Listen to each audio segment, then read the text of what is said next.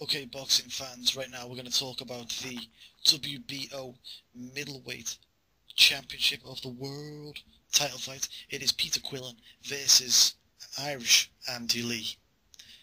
And it's going to be on PBC. It's going to be a good fight, I think. Will this be the fight where Andy Lee does the boxing world a favour and demolishes Peter Quillin like the whole boxing world wants to see, or will Peter Quillin demolish Andy Lee, who has been riding his luck for the past so many fights? Who knows? We'll get into it right now. Paul, who do you think is going to win this fight straight up? It pains me to say it, but my gut says Peter Quillin wins this fight. Pains me to say it too. I think Peter Quillin wins this fight. Who do you think, Kingy?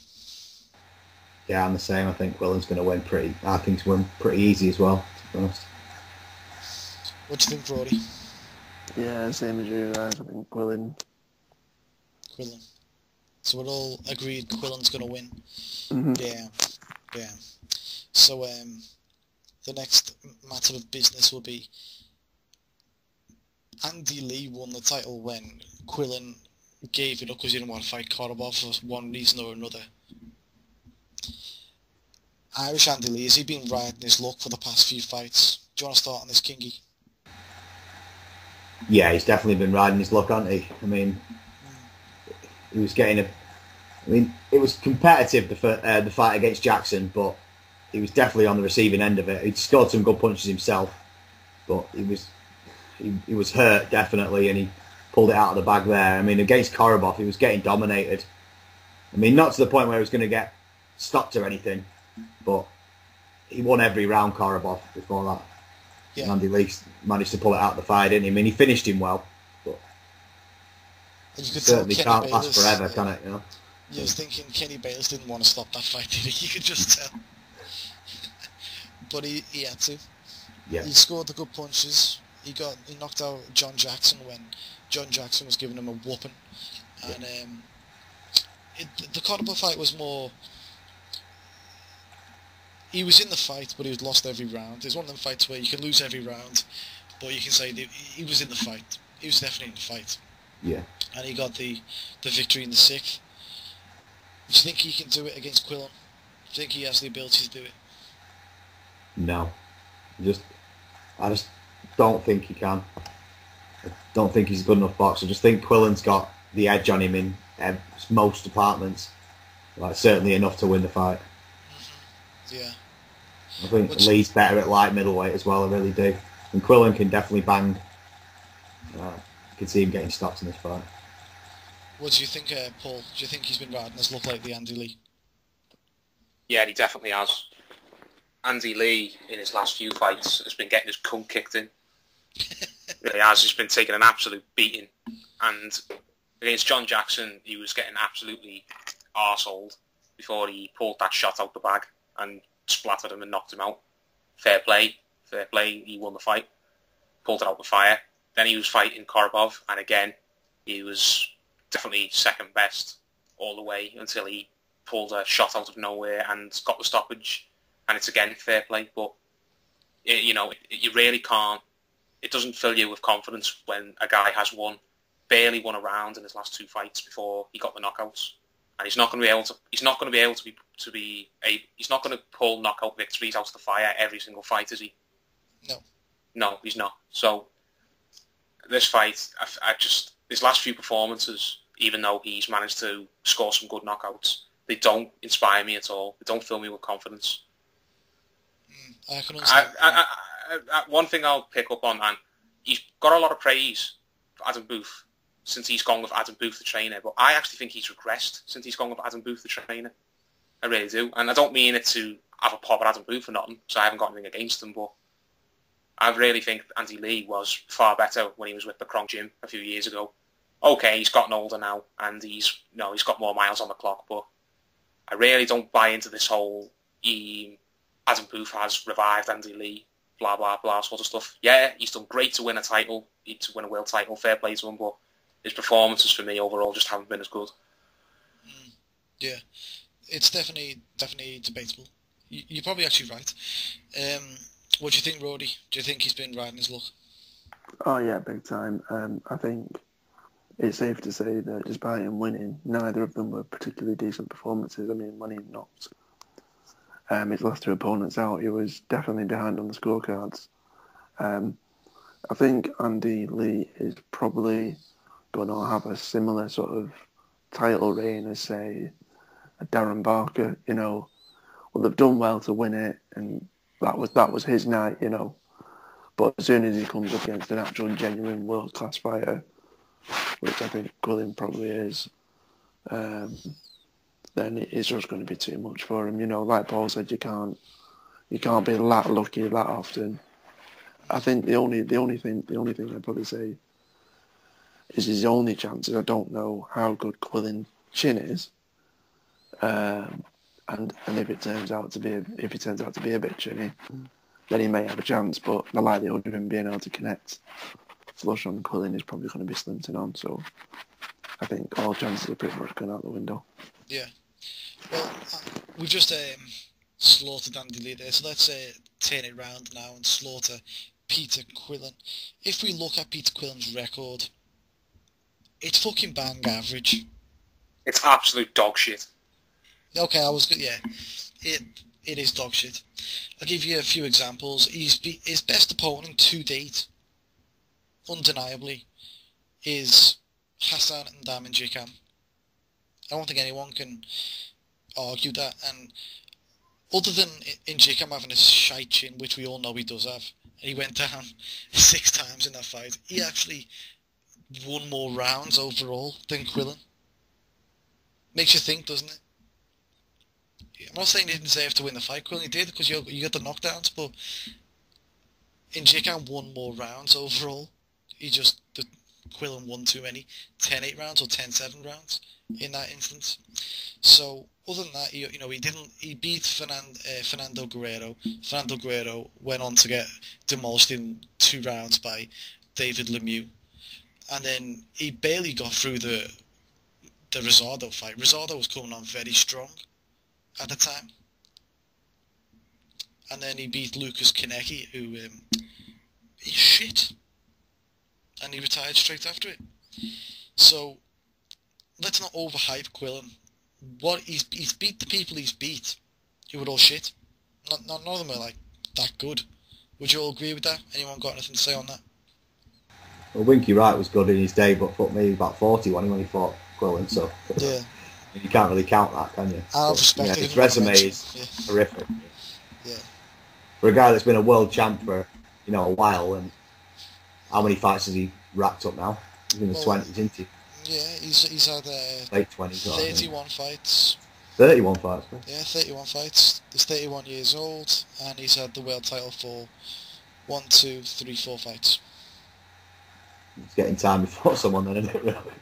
Definitely is, yeah. I mean... No, he hasn't fought the title. He vacated it because he was too scared to fight Korobov. Well, I said he fought for the title 4 times. I didn't say he's got it now. Oh, that's what I thought. Well, he deserves slating for that, because 6 months ago, Quillin, let's not mince our words, Quillin bitched out of defending the WBO belt. Uncle Al, Mr. Heyman said, I don't want you fighting on Jay-Z's card, drop your WBO belt.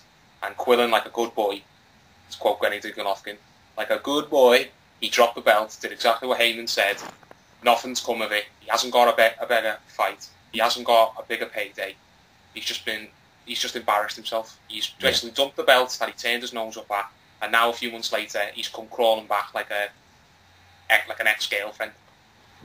Really has. Quillin has really, really embarrassed himself with this. A belt that he thought he was too good for 6 months ago, he is now fighting for again. And the only reason he's fighting for it is because Andy Lee wants a payday. Yeah, Can I ask you guys? Andy Lee will be getting the majority of the money, I would have thought, as well. Like, he probably would have got paid 5 times more if he just fought Korobov. Yeah. Can I ask you guys? Yeah.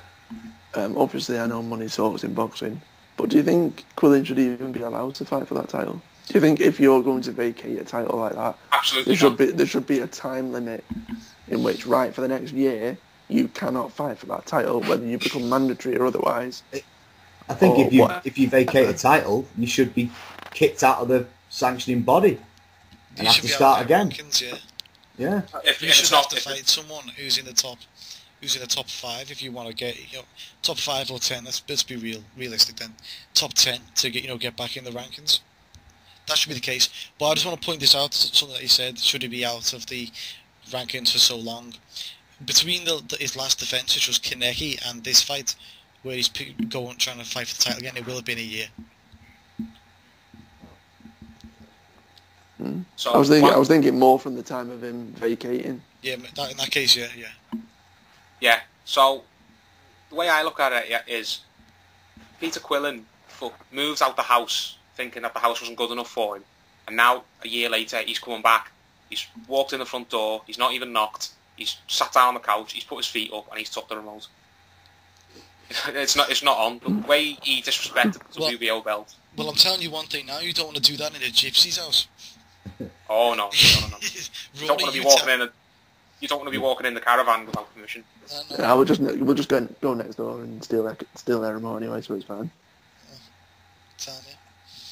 We're going to get sued for this. Yeah. Oh man, it's bad. So yeah, there's all that to talk about. We do know Peter Quillen's good boy. He got good boyed by Al Heyman. And now he's going to try and get this belt back. We've all pretty much picked Peter Quillin to win. Does anyone else want to ask any more questions on this fight? If Quillin does win, I know he's jumping the gun. Obviously he's not going to be fighting Triple G. But do you think he'd ever end up with the Cotto fight? No. If Cotto stayed at middleweight? No, because Cotto's with Rock Nation. Cotto's with Rock Nation, and Al Heyman won't have anything to do with Rock Nation. Yeah. I think the best case scenario is if Jermaine Taylor ever gets out of the straitjacket that he's in, he might be the lunatic asylum. Yeah. If he ever gets let out the straitjacket, he might be able to get a fight with Peter Quillin. Or the other scenario being, who's that guy the one who's basically known only now for surviving cancer? Jacobs. Danny Jacobs, yeah. Yeah, Danny Jacobs. I mean, I only said that because on the last fight that he had, they mentioned he survived cancer more than anything else. I mean, they might as well said he just KO'd him like he KO'd cancer. You know, as if he doesn't want to be known for anything else, you know what I mean? He might get a fight with Danny Jacobs versus Peter Quillin. But in that kind of fight, I'd be interested to see who Al Heyman backs in that fight. Because if he doesn't back Peter Quillin, you'd want to be pissed off, wouldn't you? 1.5 million? You made me drop it, I'm not even your favourite? You bitch! You'd have to love it, wouldn't you? Oh. So anyone else got any questions, or are we going to call it there? The only thing, one thing I just want to point out is Andy Lee being a southpaw. Maybe that might be a little bit awkward for Quillin. But I mean, I don't see it massively myself. But do any of you lot see that being an issue? Or I don't think so. Not right now. I don't. One thing I do think though is Peter Quillin, for a defensive fighter, which he is, we all agree, yeah. Yeah. He's pretty shocking defensively. Yeah. He gets hit quite a lot for a defensive fighter. So, Andy Lee will have a chance in this fight. Oh, there's another thing I wanted to say, right? Something about Adam Booth. In the last fight, in the post-fight press conference, he did say they were basically looking for one punch. Yes. I know, well, everyone knows, if you're a boxing coach and you're training someone to do something, the game plan is, do more than just look for one big punch, you know what I mean? You have a game plan going around, don't you? Yeah. It seemed this fight was, the last fight they were doing the opposite, they were looking for one big punch. Do you think that will happen in this fight? And if so, what are the chances of success? I would have thought very little, because he's definitely going to be looking for it, isn't he? Yeah. If he isn't, he's an idiot. But I just think the styles as well, I don't think, with him having to come forward to him, Lee, he never looks as good. He's more better with his counter punches when he can wait for the other guy to, initiate the action. But there is that, yeah. Anyone else got anything else they want to say on that one? I'd love it if he did look for that one punch, and he got that one punch, because there's no fighter in the sport that I'd like to see viciously KO'd than Quillin. I want him to get beat and put into irrelevance, because that's what he deserves. But I don't see it happening, to be honest. I think Quillin will win a fight, a competitive fight, but it'll be a clear decision for Quillin on the cards. I don't think he'll stop Andy Lee. I think Andy Lee will give it a good go, but he'll probably lose maybe 7. No, I'd say 116, 112 on the scorecard, something like that. Like, he'll be in the fight, but he's not going to land the shot. He's not going to get the knockout blow, and he'll just have to settle for losing a points decision. And he'll probably come back to Britain afterwards and have some cash-out fights with some British middleweights. Possibly, yeah. Makes sense. I see that, yeah. So how's everyone else have the fight going at the end then? Kingy, have you got it? Points or KO? I got KO actually. I think probably about round 10. Yeah. I think he's going to do him. I mean, he's too big for him, as well. I think he'll wear him down and finish him. Yeah. What do you think, Rory? Quillin points. Quillin I points.